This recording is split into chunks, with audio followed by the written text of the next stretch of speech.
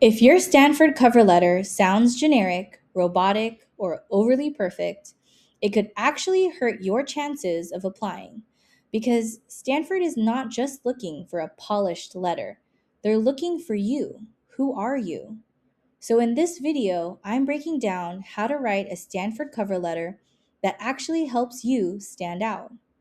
Hi, I'm Cece, and welcome back to the Nurse Cece, where I help nursing students and new grads go from overwhelmed to confident and hired. If Stanford is one of your dream programs, this episode is big because your cover letter is one of the clearest ways to show your story, your motivation, and your fit. According to Stanford's webinar, your cover letter should do more than repeat your resume. It should support the content of your resume, expand on your achievements, showcase your personality, explain why you'd be a good fit for Stanford, and give insight into your soft skills, motivations, and attitudes. That means this letter is not filler.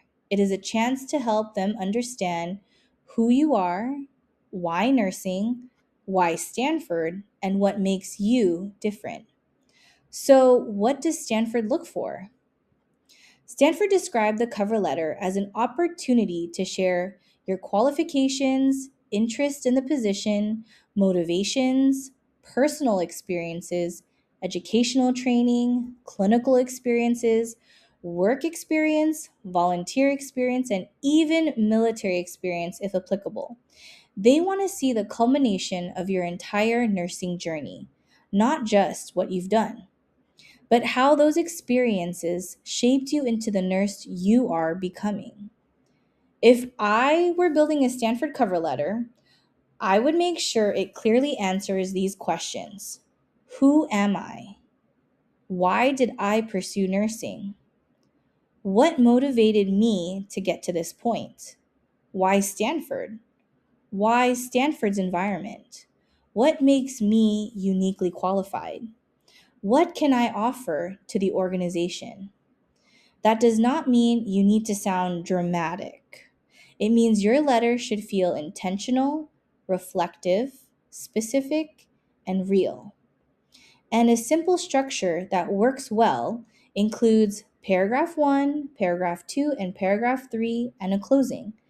The first paragraph is your introduction. It briefly introduces who am I and why nursing matters to me. Paragraph 2 showcases your experiences. Highlight the key experiences that shaped you. Do they include your clinical rotations, preceptorship, work experience, volunteer work, leadership, challenges I overcame? And the third paragraph, why Stanford? Explain why Stanford is the place where I want to grow. And finally, the closing. Reinforce what I would bring and why I'm excited about the opportunity. Stanford panelists even shared a similar approach to storytelling. The small introduction includes why nursing, the middle paragraph includes personal and educational experiences, and the ending, why Stanford. And remember, do not just repeat your resume. They do not want to see that. One of the strongest tips was this: yes, you should absolutely mention your work experience, even if it's not healthcare related, because roles in retail, food service, administration, customer facing jobs, all of these can still demonstrate customer service, communication skills, conflict resolution, critical thinking skills, and time management. So, again, do not underestimate your background. This is one of the most important nuances from Stanford's webinar.